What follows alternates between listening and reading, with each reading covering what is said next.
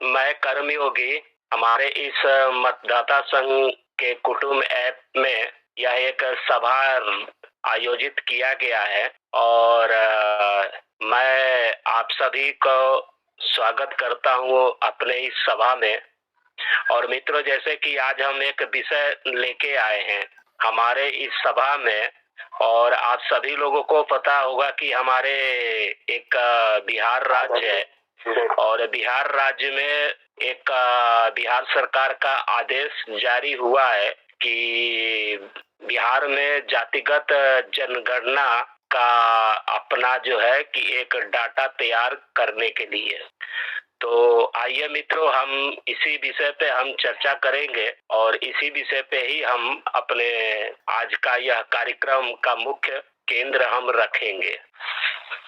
तो मित्रों, सबसे पहले एक मेरा यहाँ पे प्रश्न है कि बिहार में जातिगत जनगणना करवाना ठीक है या गलत। यहाँ पे मित्रों यह प्रश्न करना बहुत ही उचित है, क्योंकि इसमें मित्रों जातिगत जनगणना करने का आधार आखिर है क्या, इसका मकसद क्या है, उद्देश्य क्या है। हमारे इस बिहार राज्य के अंदर मिनिमम 35 वर्ष तक इसी जातिवाद के ही आधार पे यहाँ पे सत्ताएं प्राप्त हुई, सत्ताएं प्राप्त हो करके और इसी जाति आधारित के आधार पे ही यहाँ पे सरकारें चल रही है। पूर्व में 15 साल तक आरजेडी की सरकार चली, जिसमें मुख्यमंत्री लालू प्रसाद यादव जी रहे। उनके बाद से फिर इसके बाद से नीतीश कुमार की भी आई, इनकी भी वही जातिगत ही आधार। तो मित्रों, जिस राज्य में 35 वर्ष तक जातिगत के आधार पे चुनाव में वोट पड़ता है और जातिगत के आधार पे सत्ताएं मिलती है, तो मित्रों उस राज्य की स्थिति के अनुसार, सत्ताएं चलाने वालों के अनुसार यह प्रश्न करना भी उचित है। इस प्रश्न का मूल उद्देश्य ये है कि जब 35 वर्ष तक जिस राज्य में जातिगत के आधार पर जब सरकारें जब बनी है और चली है, और फिर भी ऐसी स्थिति है कि इसकी अब जनगणना एक सरकारी रिकॉर्ड चाहिए, तो कहीं न कहीं इसके पीछे बहुत बड़ी एक अपनी महत्वाकांक्षा एक हमें स्पष्ट तौर से दिखाई दे रही है, और वो महत्वाकांक्षा है सत्ता प्राप्ति के लिए। मित्रों, बिहार में जातिगत जनगणना करवाने का एकमात्र उद्देश्य राजनीतिक मुनाफा और सत्ता प्राप्ति का ही उद्देश्य है। इसके अतिरिक्त मित्र और कोई इसमें उद्देश्य नहीं है। न किसी समाज से इनका लेना देना है, न किसी ऐसे कोई उनके विकास के लिए, क्योंकि यदि इनके विकास की बात रहता तो 35 वर्ष तक हम अगर देखें बिहार की व्यवस्थाएं जो चुनाव में, वो 35 वर्ष तक किसके आधार पे ये वोट पड़े। यादव समाज के यादव के प्रति पड़े, दलित समाज के दलित के प्रति पड़ी, और आज भी मित्रों होता है, हर चुनाव में होता है।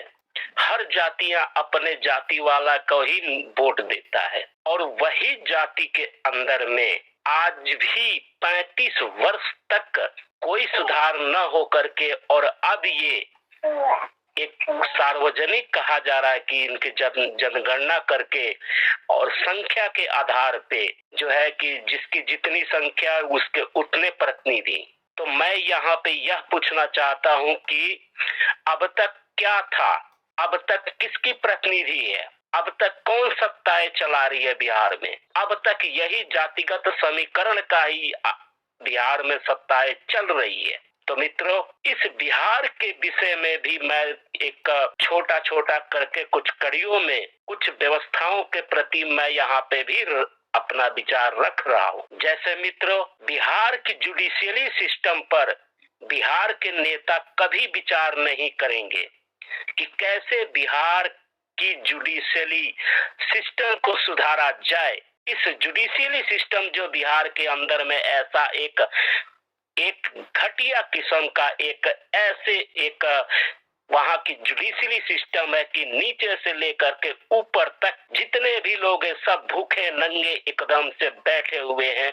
उनका मुंह ऐसा खुल जाता है आम जनता के सामने कि जैसे कि उनका कभी पेट भरेगा ही नहीं। कोई कहेगा हमें 500 दे दो, कोई कहेगा हमें 1000 रुपया दे दो, कोई कहेगा तुम्हें ये फाइल करना है, वो फाइल करना है। करते करते जैसे एक चक्की में जैसे गेहूं पिसा जाता है वैसे आम नागरिक को इस जुडिशरी सिस्टम में पीस दिया जाता है। और इस दुर्दशा का जो समाधान होना चाहिए उस विषय पे हमारे बिहार राज्य के न तो मुख्यमंत्री महोदय जी कभी एक शब्द बोलेंगे और न कभी विचार करेंगे, और न ही बिहार के सारे नेताओं के ऊपर के पास में न तो इसके प्रति कभी कोई विचार कभी सुनने में आया और न ही इनके मन में कभी ऐसी इच्छाएं हुई।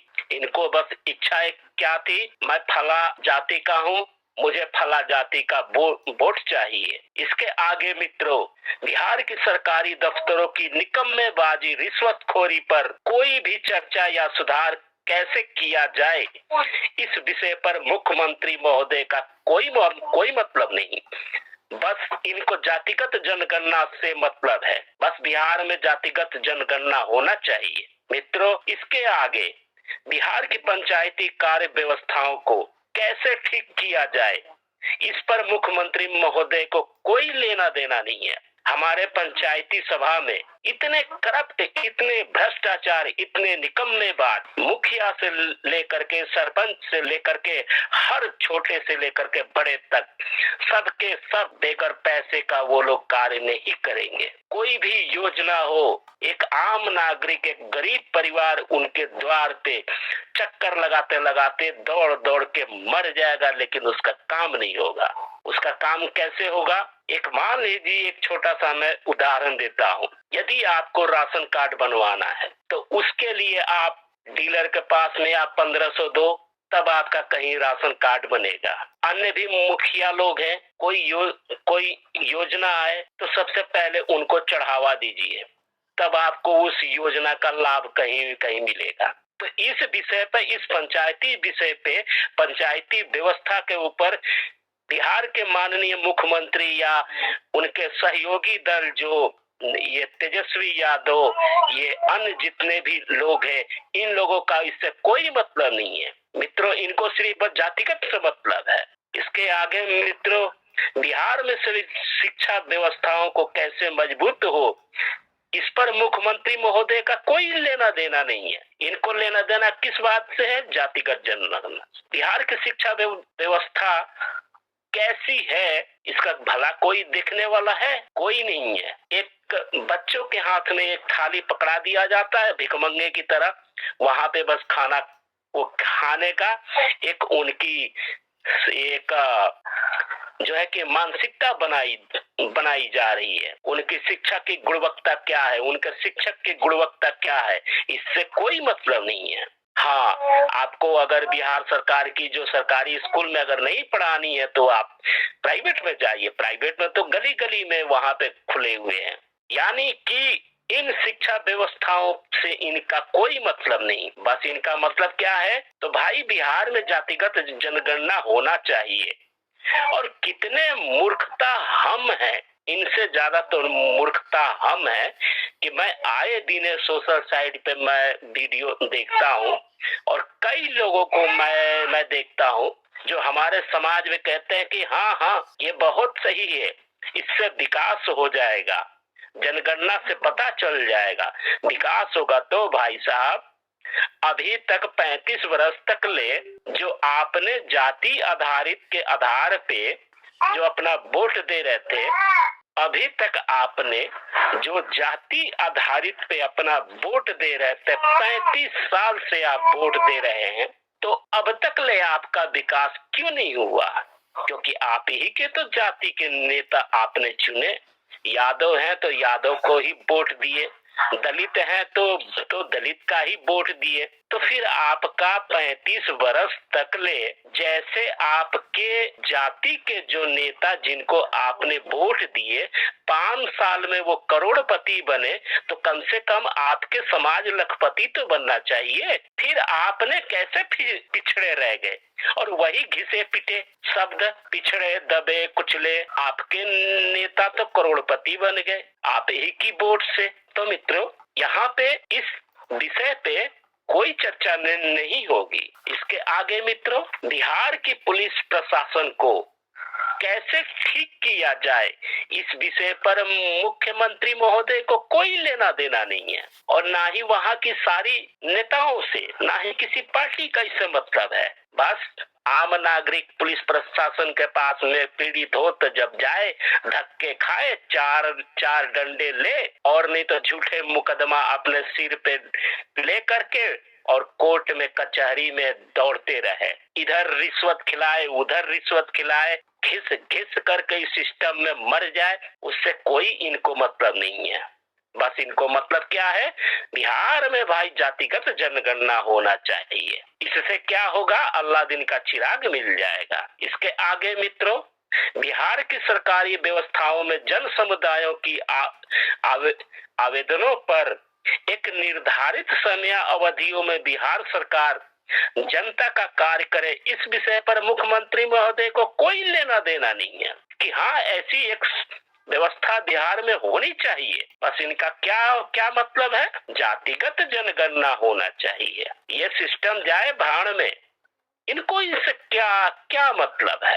भाई ये तो मुख्यमंत्री हैं, ये तो सारे लोग तो नेता नगारी हैं, इनको सरकारी व्यवस्थाओं से क्या लेना देना है? इसके आगे मित्रों, बिहार की प्रत्येक जन समुदाय रोजगार के लिए दूसरे राज्य में बिहार से पलायन होकर रोजगार की तलाश में दूसरे राज्य में बिहार की जनता जाते हैं।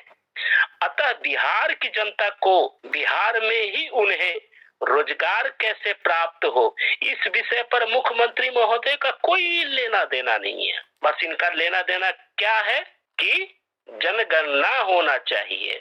इसके आगे मित्रों, 35 साल से तो जाति आधारित राजनीतिक सत्ता के माध्यम से ही तो बिहार में सरकार चल रही है, फिर भी वही घिसी पिटी शब्द हमें बार बार सुनना पड़ता है। फलाना जाति, चिलाना जाति, ढिमका ढुमकी, ये वो फलाना चला। लेकिन कभी इस राज्य के विषय में, राज्य की सरकारी व्यवस्थाओं के विषय में कैसे इसको सुधार किया जाए, इस पर कभी हमें सुनने को नहीं मिलता। मित्रों, बिहार की राजनीति जातिवाद की ही वजह से 35 साल से बिहार का विनाश होकर एक अत्यंत गरीब राज्य बन चुका है। अब करना क्या चाहते हैं मुख्यमंत्री महोदय या बिहार के नेता, ये हमें बताए। 35 साल से जो शासन चल रही है और जो राजनीतिक जो जातिवाद का चल रहा है, इसके वजह से बिहार राज्य एक अत्यंत गरीब राज्य बन चुका है। इसके पास कुछ नहीं है, ना इसके पास में अपने समाज को देने के लिए कोई रोजगार है, ना ही कोई ऐसी कोई व्यवस्था है। तो अब ये लोग करना क्या चाहते हैं? मित्रों, यह स्पष्ट कहना चाहते हैं कि बिहार में जाति आधारित जनगणना वो इन लोगों को करवाना है, पर धर्म के आधार पे ये लोग कभी मुस्लिम जनगणना इन्हें नहीं करवाना है। इन्हें तो सिर्फ बस जातिगत जनगणना चाहिए। वो इसलिए कि समाज में इनकी एक संख्या देखनी है कि हमें सत्ता कैसे प्राप्त होगा। वास्तव में बिहार की राजनीतिक व्यवस्था एवं नेताओं की गिरेबान पकड़ने वाली व्यवस्थाओं को लागू करने की जरूरत है, परंतु ये होगा नहीं, और ना ही ये कभी इस पर विचार करेंगे, और ना ही इस राज्य के मुख्यमंत्री महोदय नीतीश कुमार जी कभी विचार करेंगे, क्योंकि मूल जड़ यही है। बिहार की राजनीतिक जातिवाद, राजनीतिक आधार पे वोट मांगना, बिहार में इस जातिगत जनगणना के पीछे राजनीतिक सत्ता प्राप्ति की अति महत्वाकांक्षा छिपी हुई है मित्र। इसके अतिरिक्त और कुछ नहीं है। इनका कोई किसी से मतलब नहीं है। इनका मूल उद्देश्य है राजनीतिक सत्ता को प्राप्त करना और इन्हें सत्ता चाहिए, परमानेंटली चाहिए। यही इनका मूल उद्देश्य है, जनगणना करना, जातिगत जनगणना करना। मित्रों, बिहार राज्य की अगर व्यवस्थाओं को सुधारना है, वहाँ के समाज के उत्थान करना है, समाज की विकास करना है, राज्य के विकास करना है, तो हमें इस जातिवाद मानसिकता जो राजनीतिक है, इसे हमें समाप्त करना होगा। तभी हमारा राज्य विकसित के तरफ में जाएगा और बिहार के हर समुदाय के लोग सुखी संपन्न होंगे। अन्यथा राज्य छोड़ करके दर दर भटकने की ये हमारी पीढ़ी दर पीढ़ी सिलसिला चलती रहेगी और इन नेताओं का जेब भरता रहेगा, यही जातिवाद राजनीति की वजह से। तो मित्रों, मेरा आज का यह विशेष कार्यक्रम था इस फैसले के ऊपर। इसी के साथ मैं बिहार की व्यवस्थाओं के प्रति अन्य कई महत्वपूर्ण विषयों को लेकर आगे की सभा में आऊंगा और समाज में रखूंगा। मेरा कार्य है, मेरा कर्तव्य है जागृत करना। मित्रों, मैं भी बिहार राज्य से ही हूँ और बिहार की जन्मभूमि की एक एक चीज को मैं समझता हूँ और मेरी जो जन्मभूमि है उस जन्मभूमि का मैं ऋणी हूँ और जन्मभूमि का मेरी ऊपर दायित्व है कि सही और गलत का मैं उसको समाज में बताऊं, जागृत करूं। यह मेरा कर्तव्य है और कर्म भी है। बाकी मेरी बातों को मानना या न मानना वो समाज का दायित्व है और जब तक समाज इन सब विषयों पे विचार करके जागृत नहीं होगा, बिहार राज्य कभी आगे बढ़ नहीं सकता। हमारी दुर्दशा यूं ही चलती रहेगी पीढ़ी दर पीढ़ी। अगर कोई बिहार को अगर व्यवस्था को बदल सकता है तो हम ही बदल सकते हैं।